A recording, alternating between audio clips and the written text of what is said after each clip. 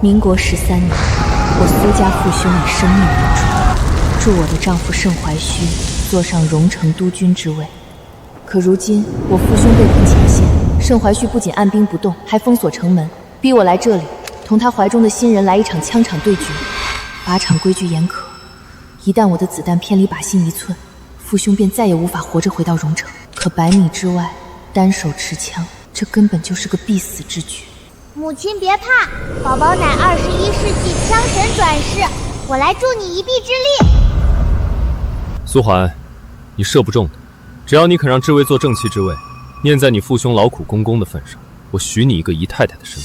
姐姐，你看你怀着身子，给你个姨太太的身份已是万恩，输了可就不是让位这么简单了。这是……姐姐，这手镯好漂亮，我喜欢，不如送来当做我的生辰礼。此手镯乃我苏家帅印，岂容得你在这放肆！苏黄，你如今怀着孕不宜太辛苦，帅印就交由职威帮你保管吧。你说什么？既然你不愿主动交，那便按老规矩，100米靶心，你若输了，帅印双手奉到智威面前。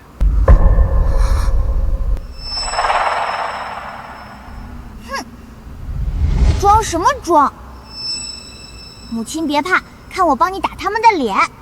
既然都座执意要博他一笑，那这枪场对决，我苏花奉陪到底。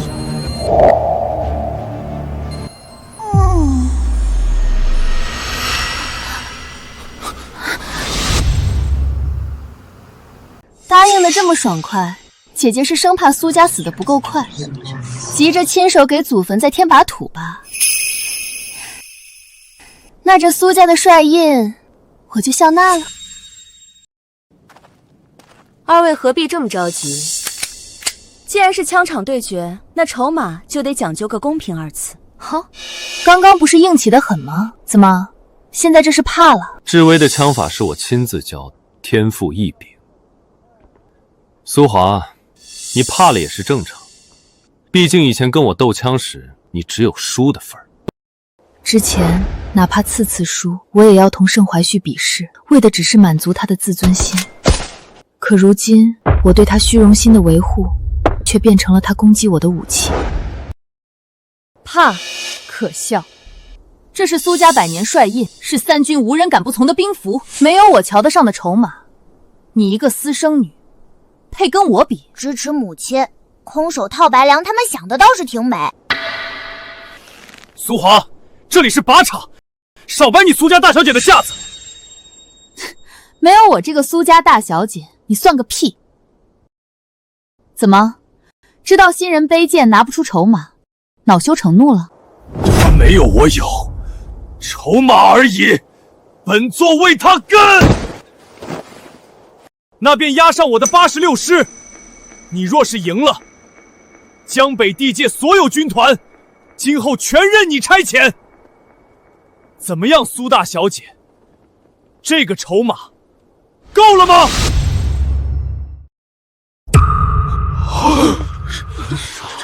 都座，这么多军官看着呢，86师是您兵权的根本，不能儿戏啊！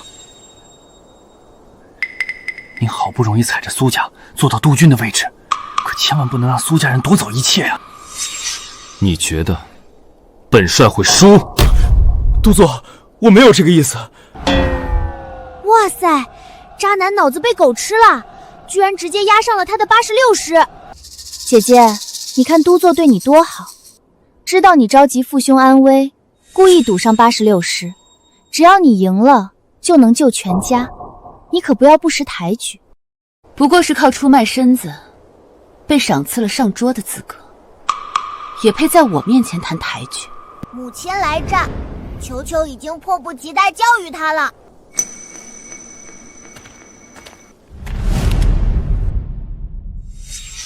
方志威最近和盛怀日日在靶场练枪，射击的精准度比大多数军官还要厉害，而我摸枪的次数却是少之又少。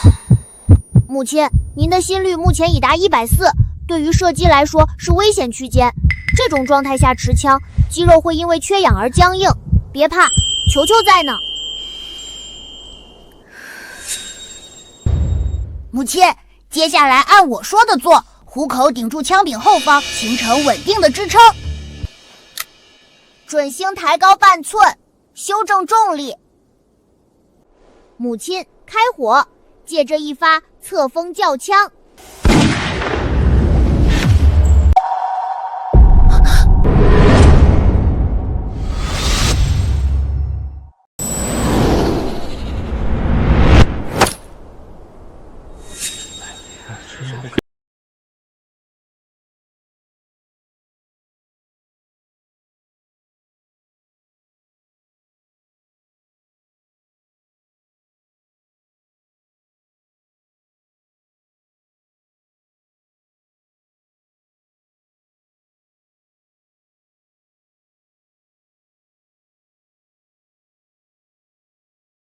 平也就这样了，甚至还不如以前。姐姐，原来这就是你跟我对决的底气，蛮好笑的。今儿个便让你瞧瞧你我之间的差距到底有多大。唉，失误，太久没碰枪，有些叔叔了，居然才打了个9环，但这也比某些人强得多了。方小姐9环9分，苏小姐7环7分。方小姐简直是女中花木兰，这枪技怕是咱全营也挑不出几个能比的，这才是咱们荣城未来的女主人该有的风范。姐姐，这正妻之位和帅印注定归我。母亲，有球球在，咱们不会输。方小姐苏小姐，请准备好，第2局开始。姐姐，与其让你磨蹭半天才打个7环，不如我先给你打个样。这一次我直接射完剩下2枪，让你看看什么叫真正的枪法。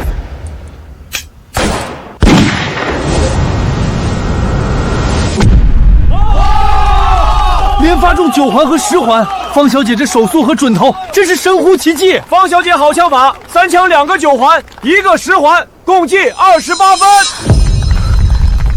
姐姐，靶场规矩3枪计分制，有了刚刚那7环，就算你接下来的2枪全是10环，也赢不了我，你必输无疑了。苏黄，你如果实在拿不动枪，就别硬撑了。只要你不再为难智薇，交出帅印和督军夫人之位，今日一切我全当没有发生。姨太太的身份还是你的。盛怀旭，你听清楚了，我苏家女流着的是军人的血，宁可战死也绝不苟活。我苏黄断不做妾，这帅印就算砸了容了，也轮不到你盛怀旭来谈。督座刚刚居然要放苏桓一马，他这是心软了？不行，绝对不可以。姐姐，这就是你的不对了。督座大度，饶你一命，你却这样不给督座面子，如此多人看着呢，这让督座威严何存？苏王，这是你自己的选择，是生是死，你好自为之。督座，既然他觉得自己稳赢，我们不如把赌注再加一加，让这靶场变得更有意思一些。哦，智薇可是有什么好的提议？光赌一个帅印，未免太无趣了。督座，别忘了，苏伯伯虽然在前线，但他可是给姐姐留了后手的。听说苏伯伯当年打下来的灵山防区，还有那富得流油的北路13线，至今还挂着独女苏画的名字。不如这样，若姐姐输了，便当众写下手令，把灵山防区和北路13线的管辖权转让给督座，怎么样？智薇的提议好，就按你说的办。盛回旭的心思终于暴露，自始至终，他的目的就是将我苏家吃绝户。盛督军当真要做这么绝？好，我苏华跟了。此局筹码颇重，牵扯甚多，为了防止2位事后不认账，或者说我们苏家耍赖，烦请盛督座立个军令状吧。胡闹！军令状岂能说立便立？立就立，督座怕他做什么？就算他剩下2枪全部打中10环，也不过27分，根本不是我的对手。更何况他那烂枪技，怎么可能打中10环？好，立就立。李副官，拿支笔来。是。苏黄，我给过你机会，字据立下，你可别后悔。拿去，输了别说知微欺负你。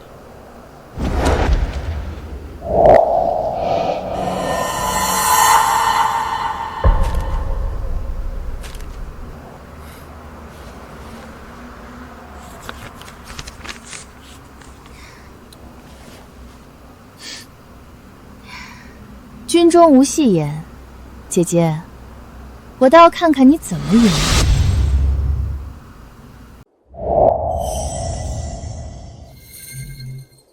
现在是风速每秒3.2米，左向侧风。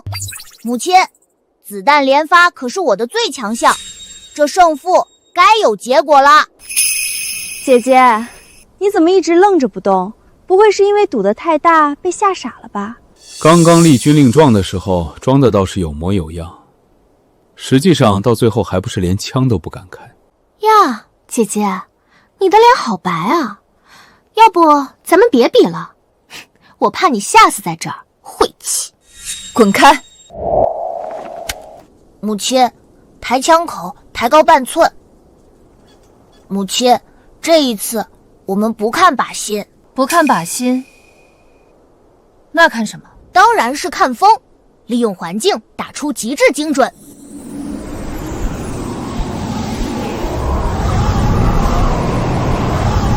母亲，就是现在，开枪！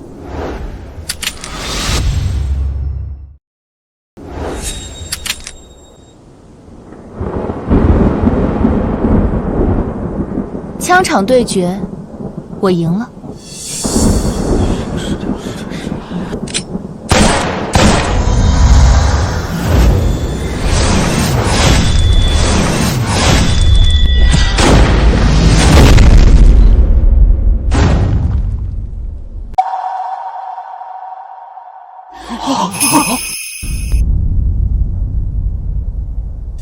这么可能？世界上怎么会有人能把2枚子弹叠起来，还是射在一个弹孔中？苏寒，你怎么可能连射中靶心？这一定是假的！2弹1孔，居然是真实存在的2弹1孔！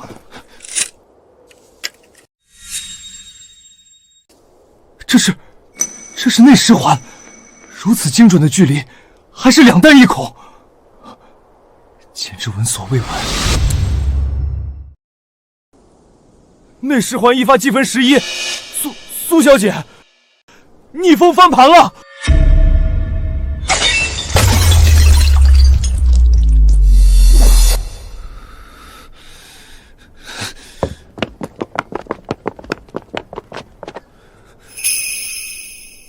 这怎么可能？苏小姐，2发内10环。计22分，加上之前的7环，共计29分。本次枪场对决，苏小姐胜。圣督军，这差距你认清楚了吗？看好了，教科书式射击，本枪神只教一次。愿赌服输，这86师今后由我替圣督军接管了。清谈，将圣督军的肩章拿下来。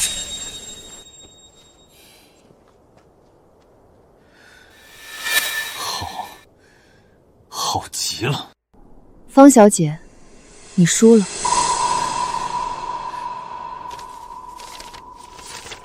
按照军规，不仅军令状上的筹码我要悉数拿走，败者还要按军法处置，这便是立军令状的代价。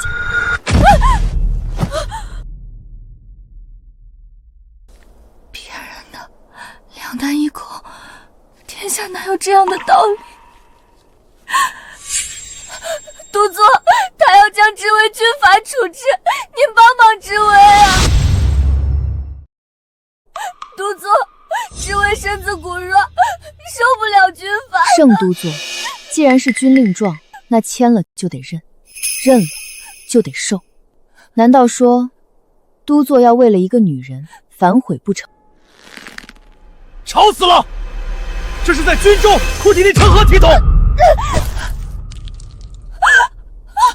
我的手！是你自己非要对决，输了你就自己受。这样，志伟我是为了您才会提出和苏伟枪场对决。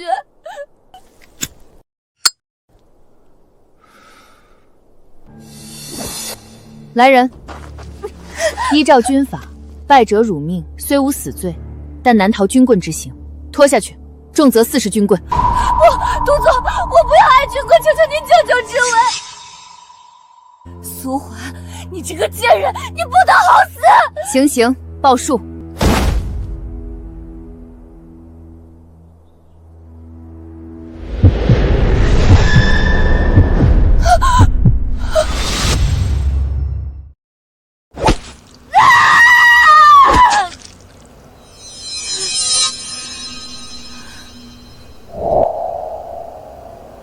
小姐，等一下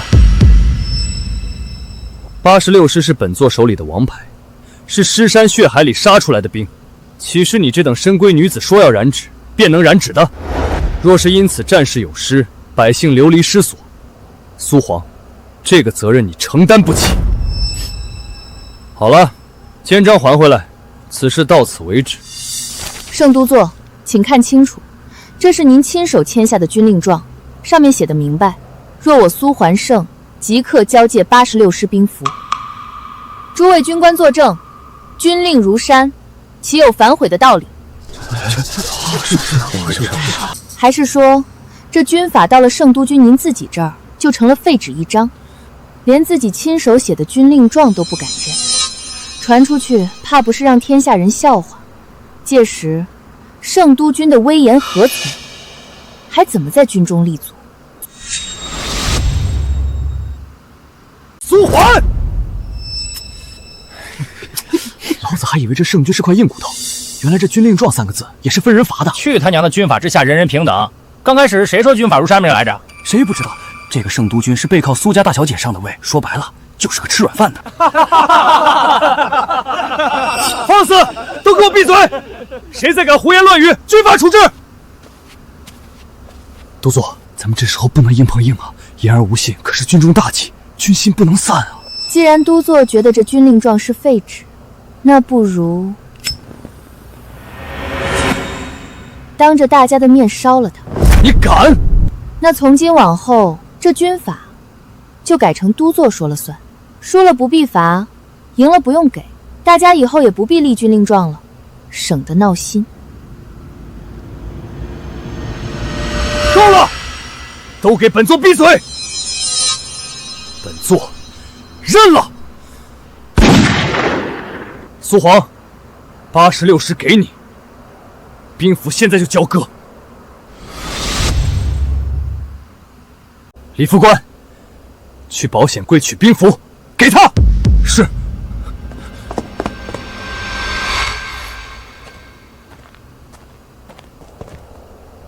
苏小姐，请接令。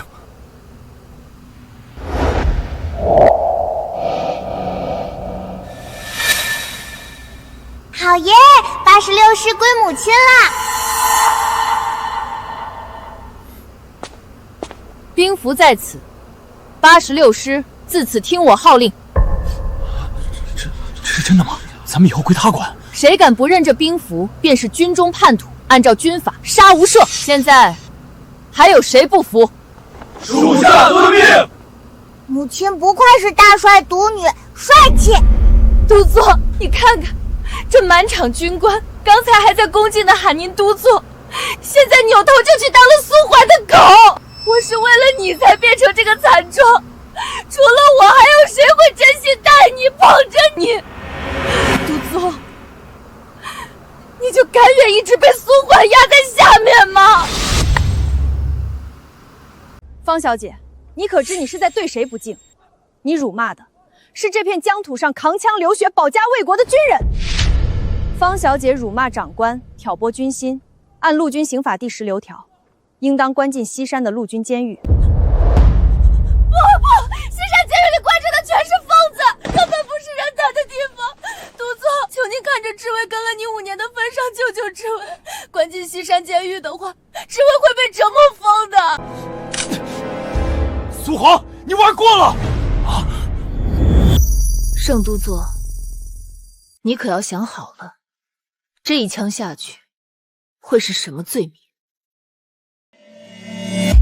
如今86师的兵符归我，盛怀旭，你敢动我一下，便是无故弑杀军官的死罪！啊！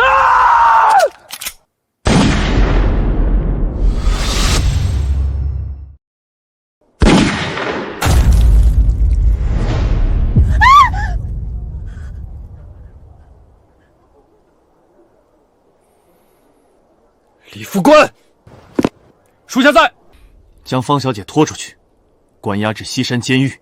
没有我的手令，任何人不得探视。遵命。坏女人得到报应喽，这就是欺负母亲的下场。不要，我还不想死。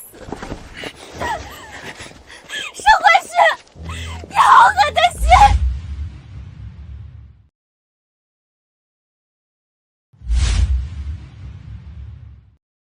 苏杭，我真是小瞧你了。几日不见，枪技跟之前简直判若两人。感情之前的技不如人，一直是在骗我。圣都座谬赞了。身为大帅独女，若连这点自保的枪技都没有，我还怎么和都座抗衡？好一个大帅独女！刚刚那局是方知薇陪你玩的，本座不服。今日，本座要亲自和你赌一局。苏怀，你敢不敢？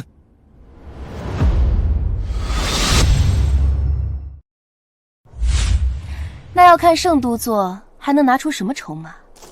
兵符已然易主，都座脸面也碎了一地。现在你还能压什么？压什么？本座压上这督军之位，但这不够，老子还要再加注。输了，我交出所有兵权，脱了这层皮，滚出荣城，且盛家后代永生永世不得入内。而你苏婉，若是输了，老子不光要你的命，老子还要你苏家战场上的那3万条命来做抵押。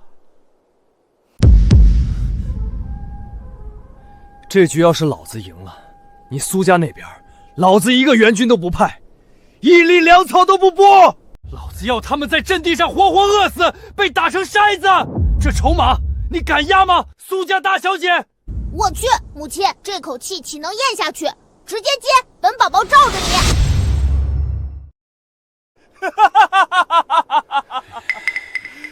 盛怀旭，好狠的算计！前线战火未息，你不想着怎么守住防线，竟还想着拉上3万无辜将士给你陪葬。我苏家这么多年来倾尽资源扶持你上位，以为扶植的是国之栋梁，谁知竟是个这般畜生不如、毫无人性的疯狗。好，盛怀旭，你的筹码我接了。母亲干得漂亮，待会儿让他知道什么叫做自食恶果。都座竟直接用3万将士们的性命去博弈，这如何使得呀？糊涂啊！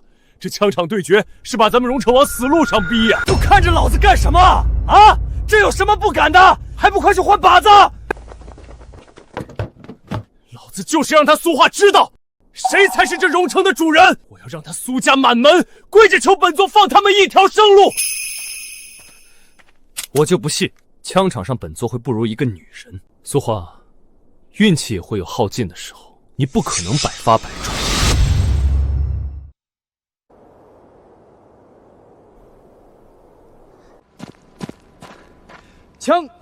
枪场对决，第一局，现在开始。打立定靶有什么意思？母亲，和他比移动靶，灭灭他那嚣张的气焰。提出打移动靶，这可是对对手赤裸裸的蔑视，简直是在当众羞辱盛怀旭。真男人就该打移动靶。母亲放心，把一切交给球球。且慢。怎么，苏大小姐是怕了，想临阵退缩了？晚了，这次就算你跪下求我，我都不会放过苏家。圣都座，立定靶那是小孩子玩的把戏，既然是赌命，不如玩点刺激的，将这靶子换成移动靶，如何？哼，移动靶？苏华，你别太嚣张，枪还没握明白，就敢跟我比移动靶？我有何不敢？莫非是圣都君你怕了？不要怂，来，让靶子动起来呀！动就动，本座当年在阵地上打飞鸟力无虚冲，苏画，你别后悔。李副官，上移动吧。枪神球球已就位，随时准备开火。李副官，把靶子挂起来，拉着跑。要是不动，本座毙了你！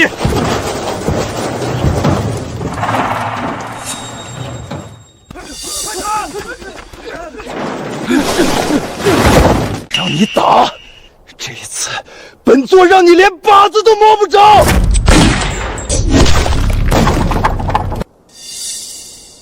哈哈哈哈！苏皇，我看你这下怎么打？你倒是再给我打一个内狮皇看看。这还怎么打？靶子变成这样，就算是神仙来了都打不中。物理陷阱，哼，这种上个世纪的小把戏，也敢在本宝宝面前班门弄斧。有球球在，如今一切不过是场无需担心的游戏。从前我需步步为营，算尽人心，如今的我有了最强大的后盾。盛怀旭，你给我瞧好。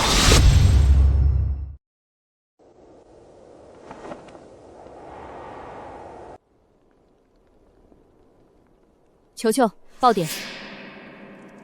风速7级，把面转速每秒3转，偏心距15公分。母亲，打那个支撑靶子的木桩，角度45度，抬高1毫米，打那儿。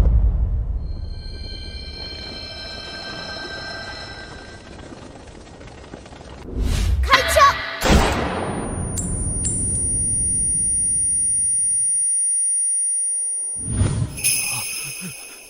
哈哈哈哈哈！苏婉，你可真是头铁，这种情况下还敢开枪？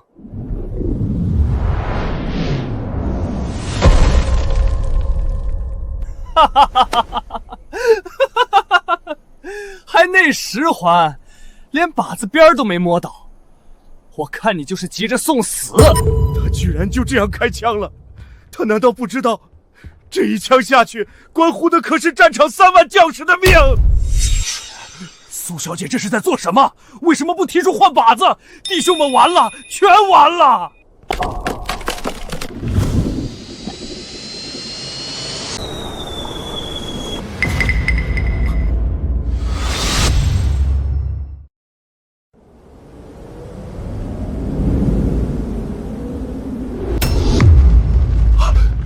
苏璇，你居然想杀我！我还是督军，谋杀军官，这可是死罪！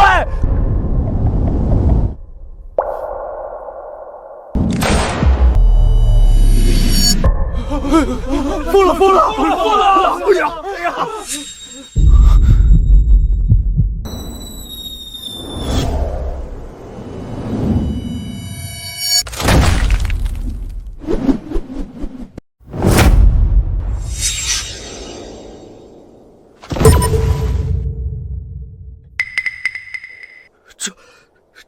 这怎么可能？这子弹怎么可能控制靶子的方向？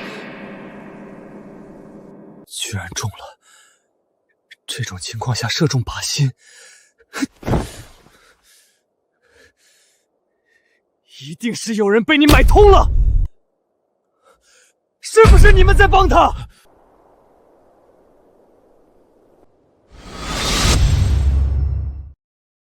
借力打力，4两拨千斤，这简直是靶场上的传说！苏小姐居然又创造了奇迹。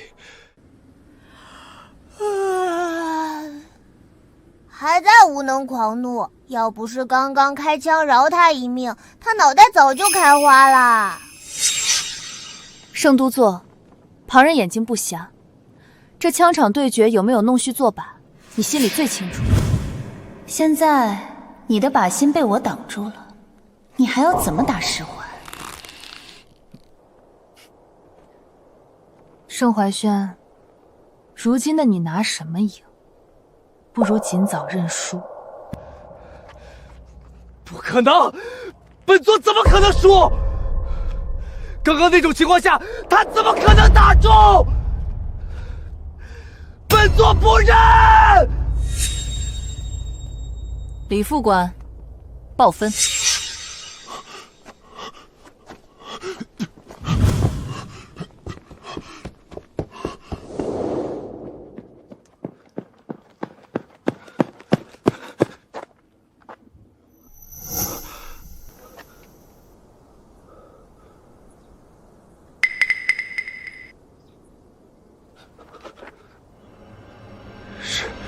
是真的打中了。圣都座，第一枪，拖把0分。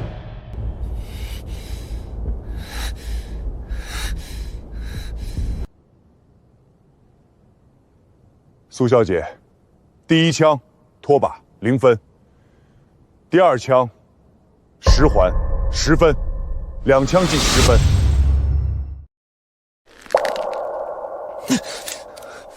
枪场对决，1人3枪，还没打完，本座还有2枪，本座不认输，速还，继续。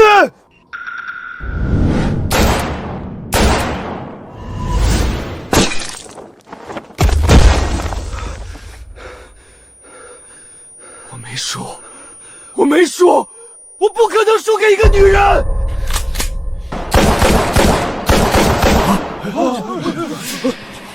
都座疯了，都座这是疯了！圣都君糊涂啊，执意要跟苏小姐为敌，一手好牌打得稀碎，落得这个局面。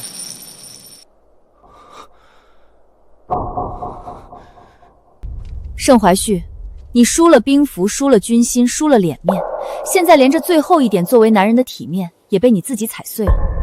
你不适合坐在这个位置上，更不配镇守荣城。这督军之位该让出来了。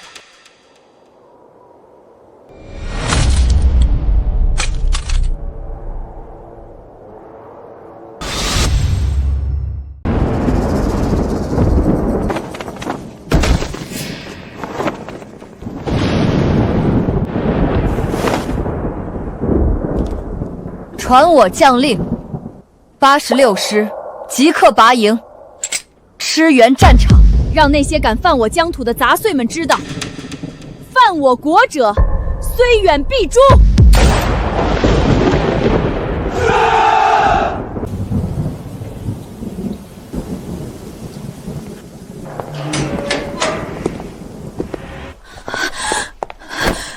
都座，你是来救我的吗？苏婉那个小可爱，一定被你亲手杀死了，对不对？滚！救你，你也配！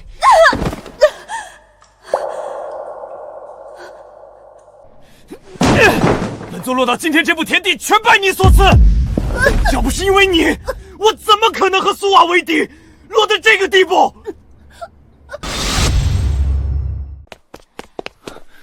都座，时不得。您若是擅自杀了方小姐，便是给了苏家减杀咱们的理由啊！这样咱们还怎么东山再起？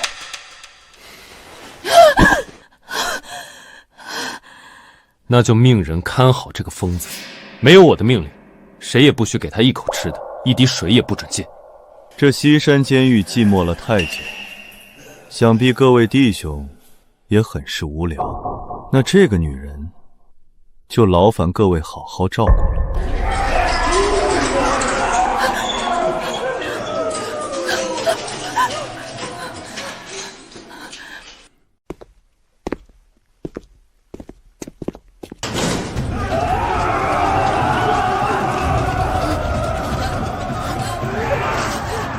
盛怀旭，你好狠的心！好一个盛怀旭！既然你要我死在这里，那就别怪我先送你下地狱。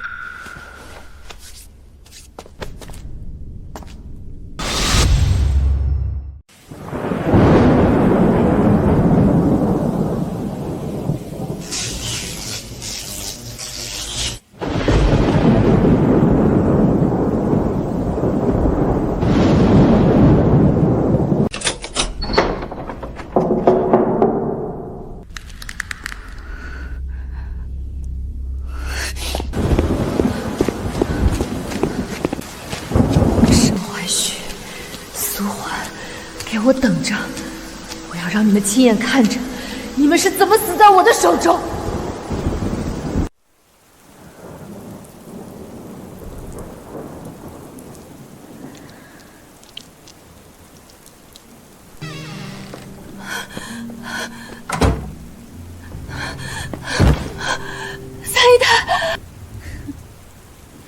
我当是谁在门外鬼鬼祟祟，原来是方小姐。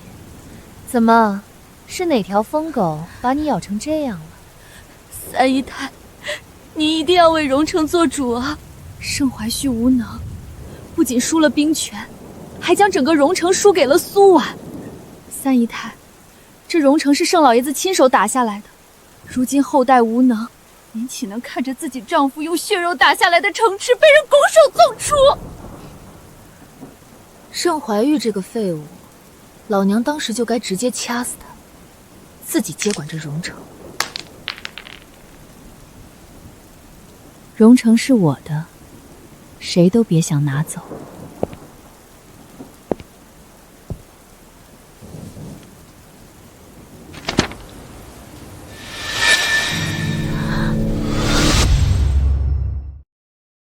这是苏画的情节，这荣城谁不知道？这城里的钱袋子，一半捏在我柳红妆手里。3天后，督军府内会有一场募捐晚宴，上边的特派员和观察团会来。苏小不是想借此机会，在那些大臣物面前彻底扳倒盛怀之，巩固自己的地位吗？我要你在晚宴上，当着所有人的面，把盛怀旭通敌叛国、私吞军饷，以及与某些大员暗中勾结的原始账本呈上去。我要让苏缓刚到手的兵权从内部崩溃，让他知道，这荣城的权势，不是他一个怀着孕的女人能握得住的。去准备吧，方小姐。敢出一点差错，把你剁碎了喂狗。小姐，西山监狱那边传来消息，方小姐越狱了。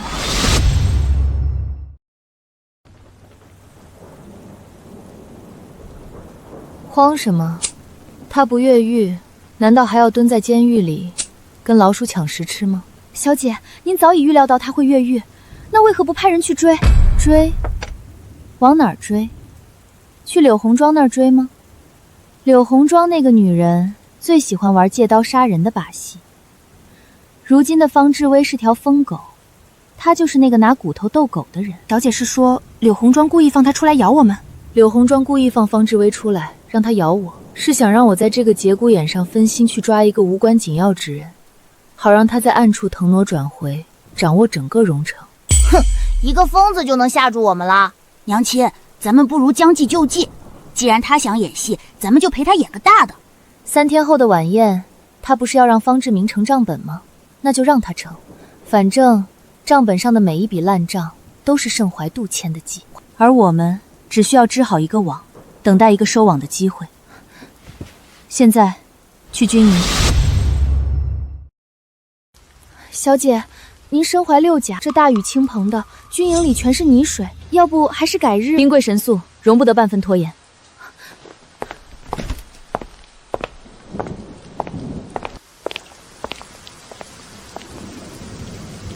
只要将兵权牢牢握在手中，他们就算把天捅个窟窿，也伤不到我分毫。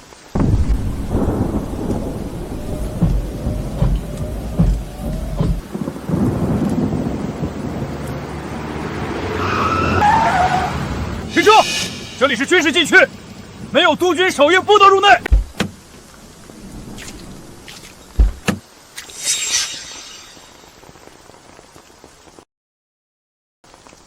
居然是2个女人！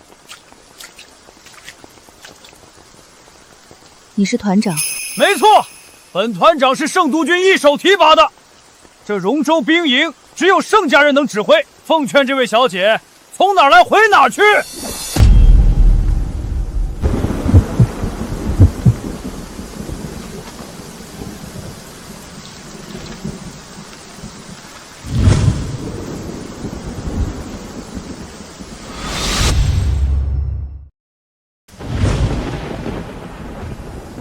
这是军委会的最新调令，盛怀元革职查办，我苏瑜接管荣城所有军团。苏小姐，调令是死的，可这营盘里的人心是热的。这荣城的一砖一瓦是盛老爷子当年带着弟兄们拿命换来的，老爷子同甘共苦的恩情还没忘，我们只认盛家人，请您立刻回城。盛家，盛老爷子当年的确与你们有恩，但这并不是他死后儿子可以在荣城中作威作福的理由。你们口口声声说要报恩，那我问你们，盛怀玄断前线3万弟兄的粮草，致使阵地失守，这是盛家对你们的恩情吗？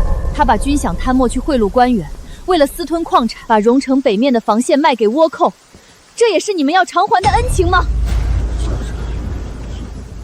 保家卫国之日，世间岂能容这种扶不上墙的烂泥？这荣城需要的是一群顶天立地的汉子，而不是一群守着旧恩怨，等着被宰割的羔羊。诸位，今日你们要作何选择？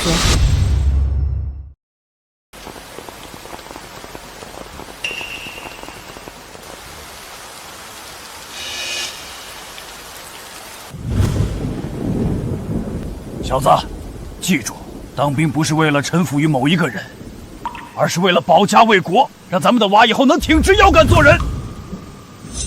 86师直属团团长向您报道。86师直属团全体报道，誓死追随长官，保家卫国。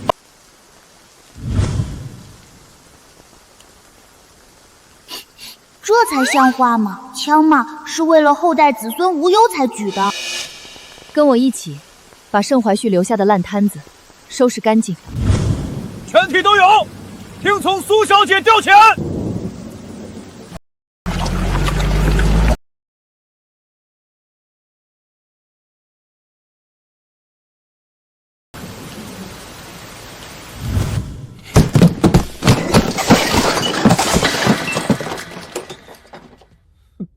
督座，苏小姐下了最后通牒，说给您1天时间收拾行李，让您按照那日枪场对决时说的，从此离开荣城，不得返还。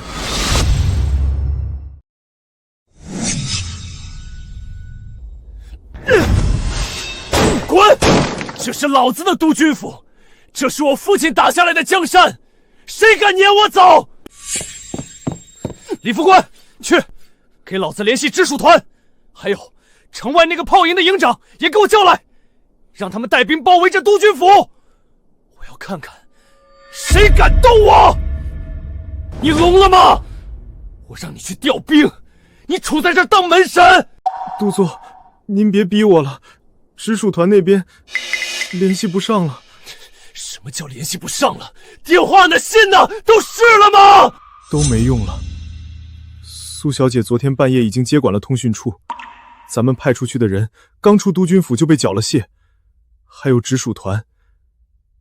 直属团现在归苏小姐直接指挥，谁也不认您了。军营中还有令，说谁再提圣字，就按叛变论处。督座，咱们完了。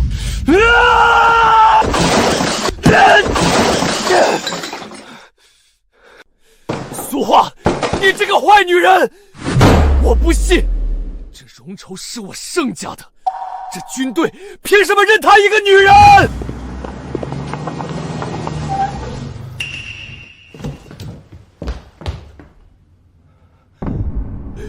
都别过来！你们是要造反吗？谁允许你们持枪进本座的督军府的？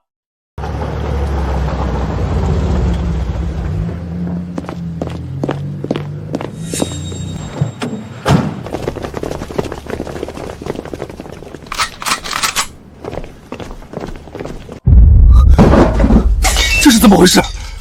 李副官，苏婉这是在做什么？这荣州还没改姓，谁允许他派兵来我的督军府的？督座，完了，整个督军府里里外外全被苏小姐的人占了。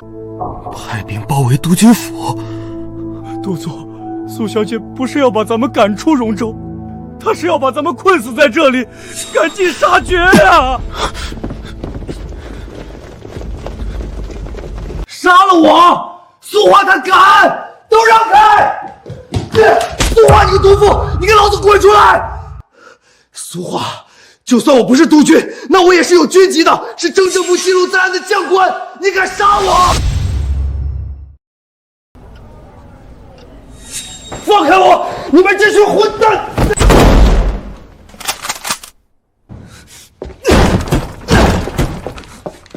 老子亲自跟上面通话，让他们派宪兵队来。老子亲自跟上面通话，把苏婉这个不懂规矩的毒妇抓起来。他敢这样对我，这可是叛乱！喂，接总台，接城外，听到没有？老子是荣城督军盛怀旭，给老子接！接啊！督座，没用了的，电话线早上就被掐了，咱们就是喊破喉咙，消息也传不出去啊。好苏婉，好样的！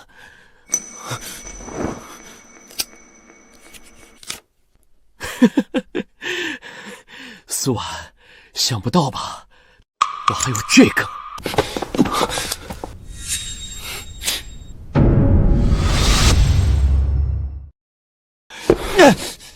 李副官，你要做什么？你也要造反吗？督座别急，微型发报器，苏小姐早就预料到了您会藏一手。你说什么？你早就背叛您了？不是督座您自己先忘了初心。您纵容方小姐玩闹，把军火当烟花放，把防区当赌场送，寒了将士们的心。放屁，全是放屁！我是督军，谁敢不服？将士们在前线流血，您在后院风流快活，您这督军之位做得可还心安？如今这局面，不是苏小姐要夺您的位，是您自己把这督军之位亲手给做没了。我的兵权输了。盛先生，收声吧。既然您自己烂泥扶不上墙，就别怪别人把你踩下去。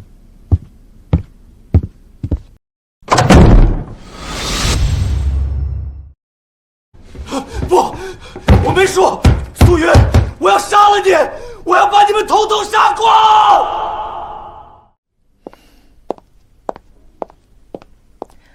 小姐，这是李副官从盛先生那边搜来的，这发报器是德国货，极其隐蔽，若非特意搜查，很难发现。他想用这个联系谁？李副官已经核实了，是上边的人。盛先生想诬陷小姐通敌，借他人之手逼宫。夫妻多年，他整日念念不忘的，竟是如何把我拉下马。盛奎旭，既然你这么想撕碎我，那我便成全你。今晚的募圈晚宴该开始了，别让贵客们等急。清堂，去把我那件墨绿色的旗袍取来。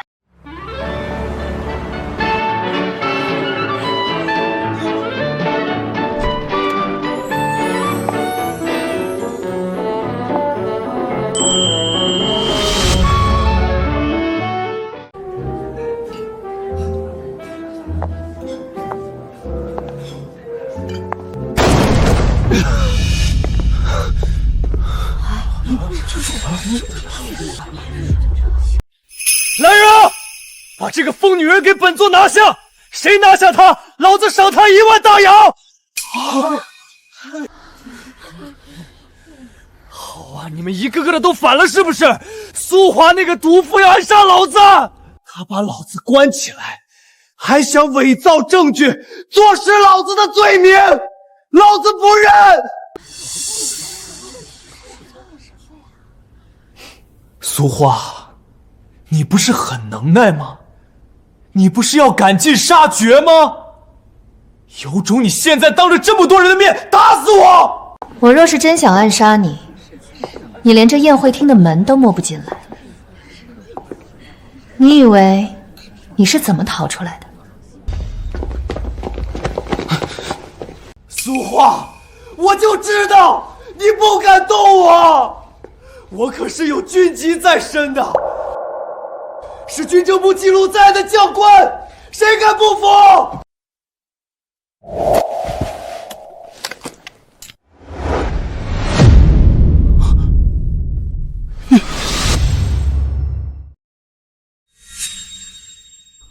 苏某，你这是做什么？居然敢带枪到宴会厅！当真以为这荣城是你的天下了吗？盛督座，别怕，我只是跟你开个小小的玩笑。这满堂宾客大家都看着呢，如果我真的一枪崩了你，那我就是心胸狭隘，容不下救主。但若是你自己受不了良心谴责，在此地坦白了所有弥天大罪，随后暴毙身亡，那大家只会觉得是你做贼心虚，自知罪孽深重，这才畏罪自杀以谢国人。你做梦！老子什么都没做，何来畏罪自杀？没做。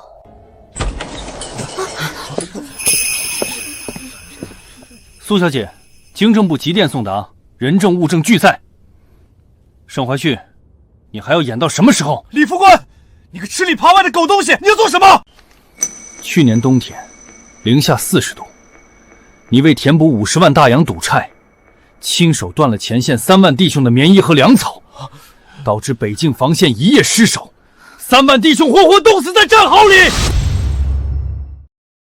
上个月，倭寇商船吉野王在港口卸货，满舱皆是禁运军火。你收受倭寇5万大洋，不但大开方便之门，还亲自带人把风掩护入库。李副官，你血口喷人，那都是正常贸易。正常贸易。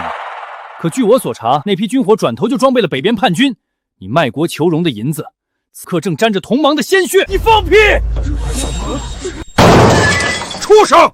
老子在前线拼命，你他妈在后边给敌人递刀子！我就说怎么最近货源不对劲，你这手也伸得太长了！打死这个汉奸！打死这个汉奸！既然你不肯认账，那你看看这是什么？不可能，那碗明明都烧干净了，你怎么会有？这是？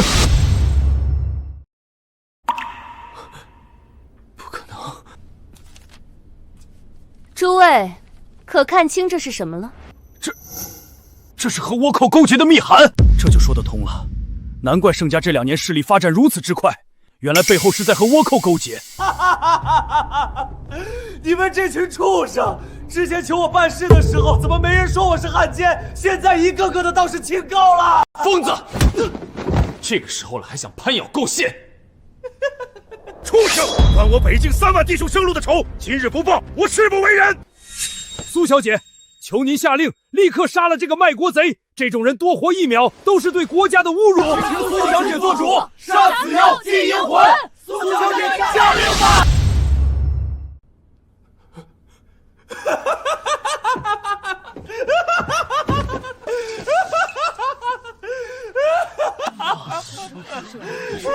你们这群伪君子，一个个的居然敢要我的命，就不怕我把你们全部告给上级，统统处死吗？都别动！谁敢动一下，我让他脑袋开花！苏桓，你以为你赢了吗？老子就算死，也要拉你垫背，大不了大家一起死。你赢不了的。赢不了，那也得拉你陪葬。这是一把空枪。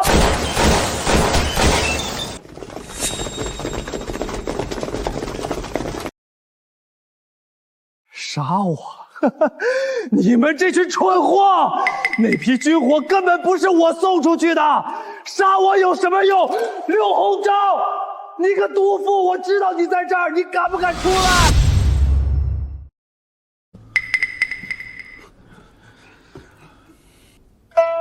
盛怀旭，你看你这个样子，可真狼狈啊！柳姨娘，我就知道你会来，快救救我！你好大的胆子！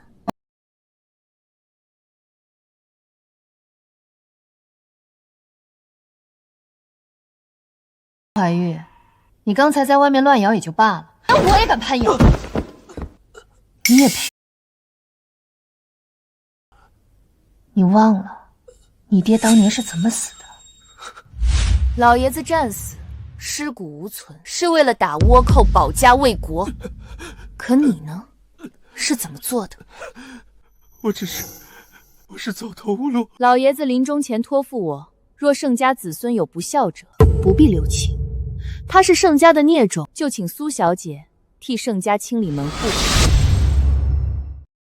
苏小姐，今日这出戏唱得漂亮，请君入瓮，把个死局盘活了。盛老爷子在天上看着也该欣慰，最起码盛家没落在个糊涂虫手里。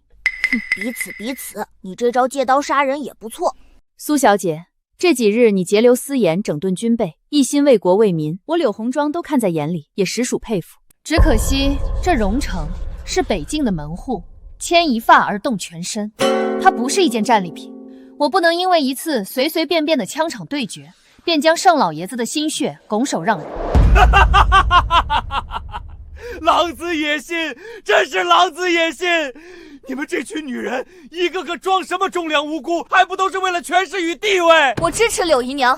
苏婉，你还要骗人到什么时候？你根本不配接管荣城。今日我方知薇豁出这条命，也要当着所有人的面指认一件事：苏婉肚子里那个孽种根本就不是盛家的骨血。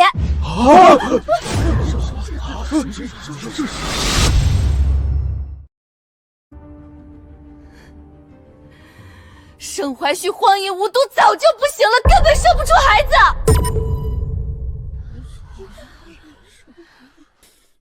方知薇，你适可而止！谁说老子不行了？盛怀旭，你都死到临头了，还顾得上那点可怜的自尊吗？你个不知廉耻的人，也敢编排老子！苏环，盛怀腾不行了。你带着个来路不明的种，就想染指这荣城？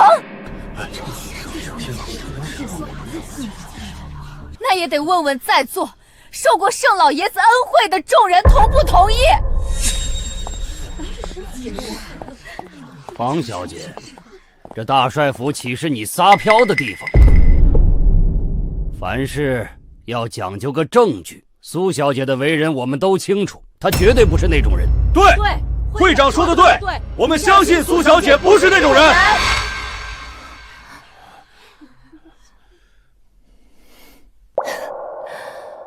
证据是吧？我当然有。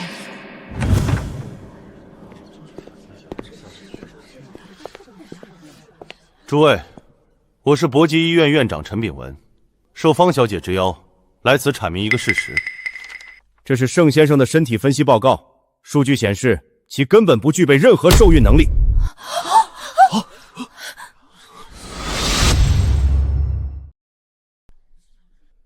放屁！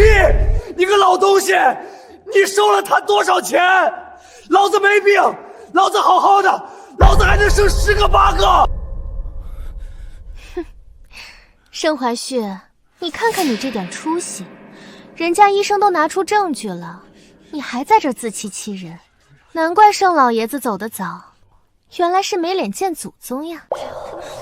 这盛督军还有这隐疾，盛家这是绝后了呀！不管是谁的，这荣城的天怕是要变喽。诸位，话不能这么说。苏小姐年轻貌美，难免受奸人觊觎，这肚子里的孩子一定不是他本意。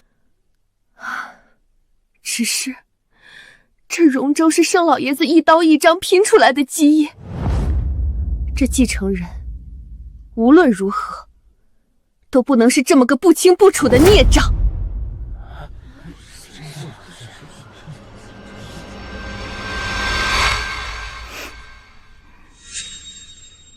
柳老板，你说的对，这荣城确实容不得孽障。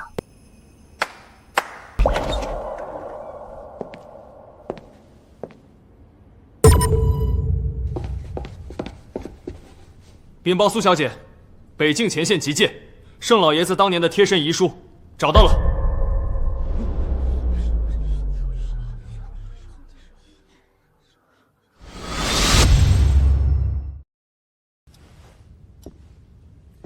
在座各位恐怕还不知道吧？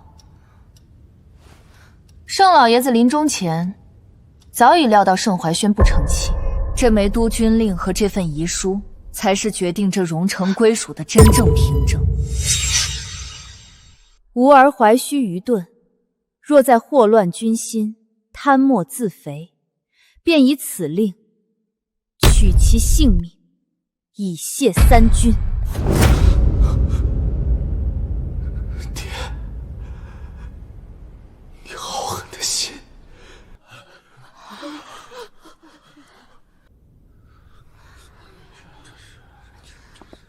于这荣城谁接，老爷子遗书上写的明白，谁能保境安民，谁便是荣城之主。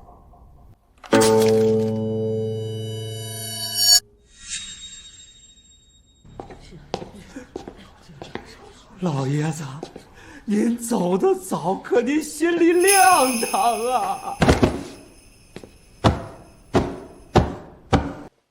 谁能保境安民，谁便是荣城督军。这是何等无私的胸怀，老爷子英明啊！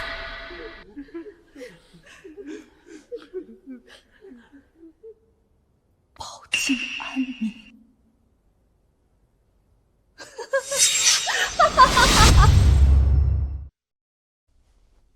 老爷子，盛家被盛淮西败光的所有脸面，都被您用这封遗书找回来了。红妆，佩服。苏小姐，我柳红妆服了。放眼整个荣城，真正对得起保境为民这一词的，唯有苏家。老爷子当年救过我的命，我的一切都是他给的。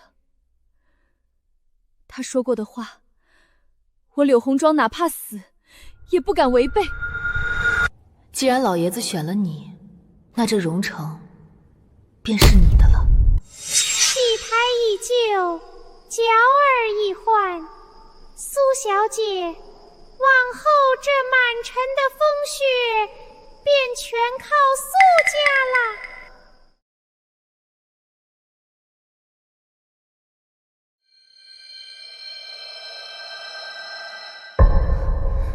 方小姐，现在可还有什么话要说吗？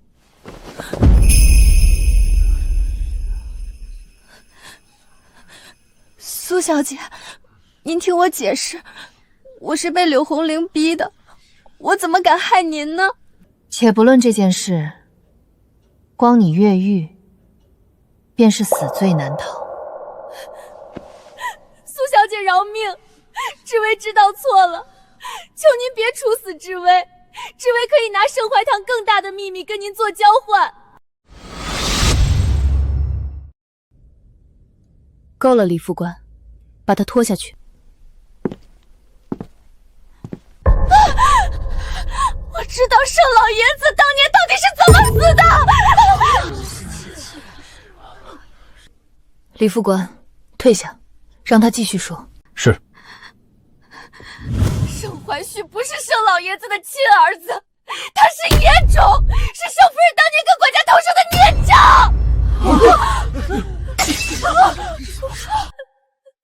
当年盛老爷子发现了这个秘密，要回城清理门户，结果还没回到荣城就突发恶疾，最后死在了战场上。那是你下的毒，是你为了掩盖身世，是你亲手给老爷子下的毒，你就是个弑父的畜生！你胡说！你个贱人，老子撕烂你的嘴！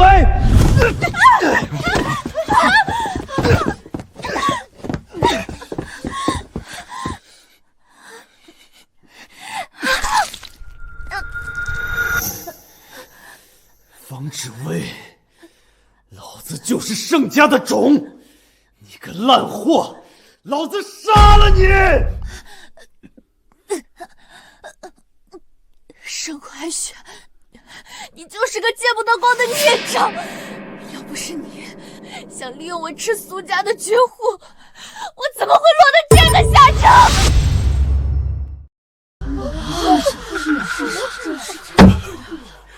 好个盛怀旭，你竟然敢对老爷子下如此毒手，简直畜生不如！凭什么说父亲是我杀的？凭什么？死到临头还在狡辩，老夫恨不得吃你肉，扒你皮！现在就杀了他，给老爷子偿命！杀我？你们这群蝼蚁也配？对，就是我杀的那个姓盛的老头子。那老东西知道了真相，非要弄死我。我不杀他，我就得死，是他该死。都去死！你们都去死！既然我得不到荣宠，那就谁也别想得到。想跑啊？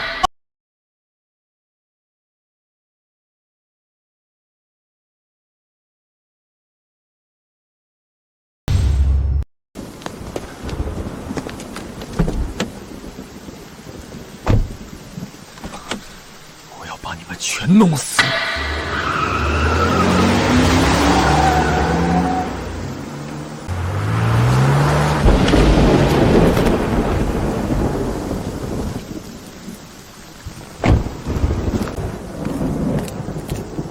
苏小姐，盛怀勋已经闯进去了，他在里面设置了炸药，说是要炸平半个荣城，跟咱们同归于尽。只有一个看守牌已经被他打伤控制了，炸药是他之前私藏的，威力极大。苏桓，你敢进来吗？我倒数3数，大家一起上天！李副官，你带人在外面守着，没有我的命令，不许任何人进去，也不许任何人出来。小姐，你身怀6甲，太危险了。正因为身怀6甲，我才不能让这种疯子活着祸害我的孩子，祸害这荣城。母亲，里面的气流很乱，还有浓烈的硫磺味。他真的疯了，把导火索连在了主炸药箱上。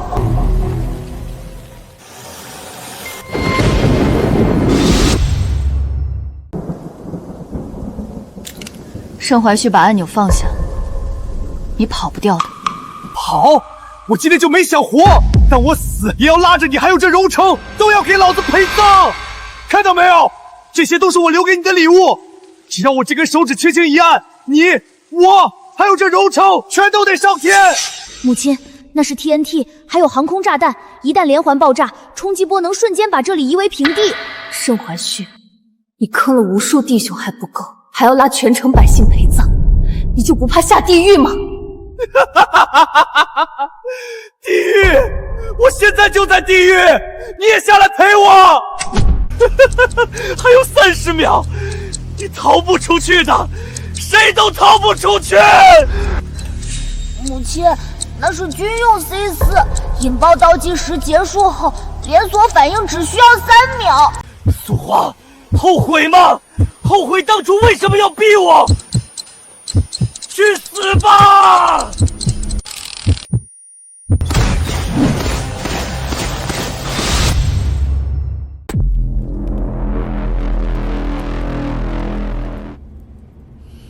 母亲，忘记一切，感受火药燃烧的速度，气流流动的方向，引线燃烧的节奏，枪口抬高45度。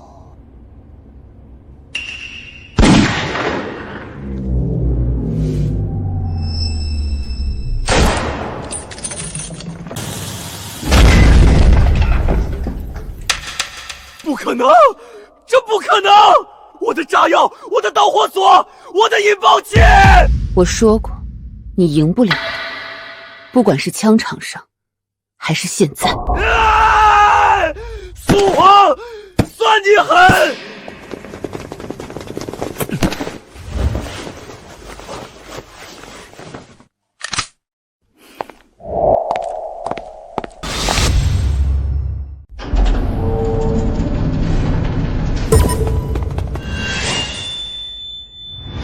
苏小姐，小心！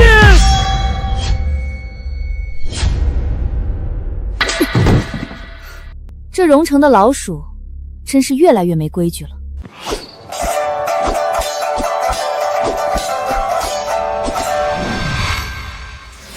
李副官，带人封死出口，这是倭寇的菊刀流手法。保护苏小姐。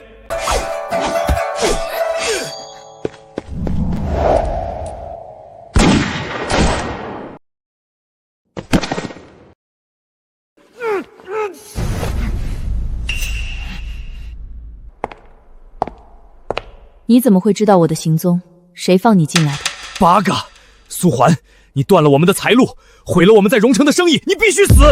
想死，没那么容易。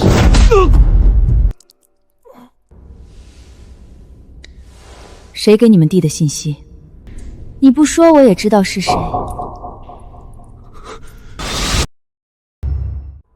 除了方志威还能有谁？他为了复仇，连家国大义都不要了。这丫头片子，在牢里倒是挺能折腾。看来西山监狱那位典狱长该换人了，把刺客押下去，严加审讯。盛白旭和方志威带到军事法庭公开审理。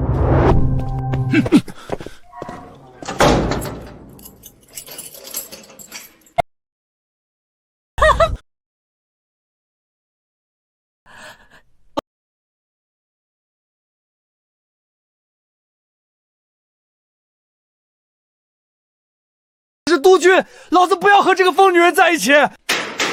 不许大吼大叫！你他妈聋了吗？放我出去！苏小姐说了，您现在只是个死囚犯。盛怀旭，这地方可真冷啊！滚开！你这个扫把星！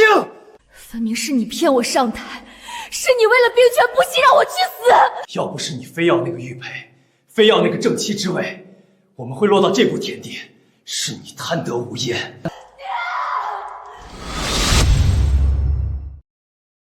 被告盛关旭通敌叛国，贪污军饷，残害同袍，数罪并罚，判处死刑，立即押赴刑场执行枪决。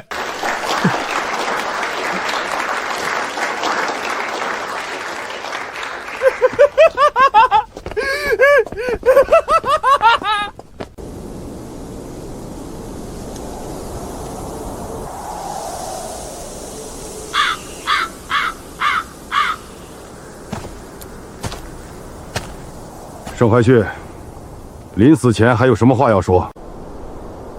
苏王，我讨厌你！预备，放！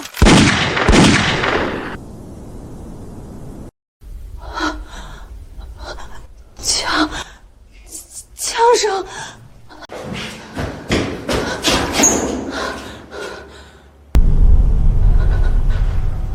盛白旭死了。他真的死了。方志威，苏小姐有令，即刻执行枪决。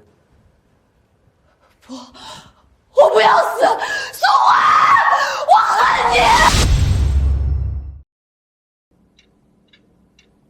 小姐，如今盛怀玉和方志梅仙均已伏法，荣州安稳了不少呢。母亲，我饿了。李副官，告诉城外的6个团的团长，明日来大帅府开会，我要重组防务，打通北令13县的粮道。是，苏小姐，还有一事，上峰的电报到了，任命您为荣城新任督军。我知道了，下去吧。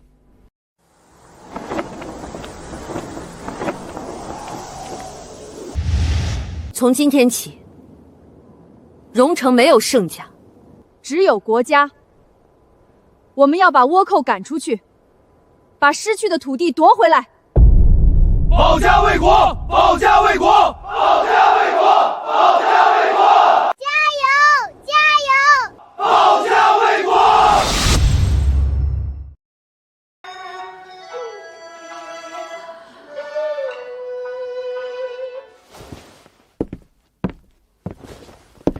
山本先生，戏看完了，该付钱了。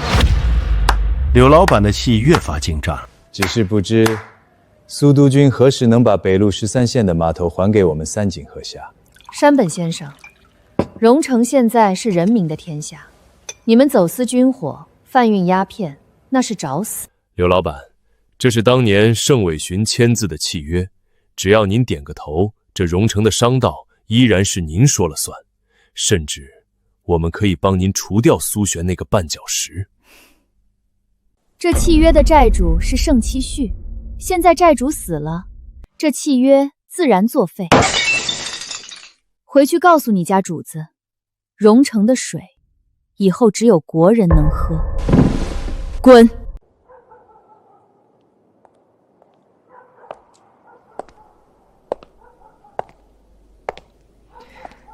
戏唱的不错。苏督军深夜在此，莫非是来抓我通敌的？我是来谢谢你上次在军火库救我。苏华，你打算什么时候北伐？等秋收之后，粮草充足，让我去。我要去把当年盛家亏空的那批军火，从倭寇手里抢回来。好，但我有个条件。什么条件？打完仗回来接着唱戏，这荣城不能没有你的戏台。成交。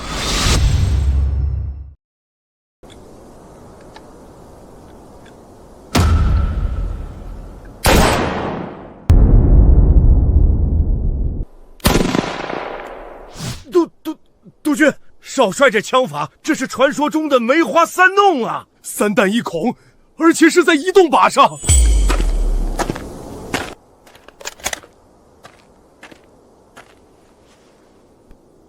球球，刚才那3枪很漂亮。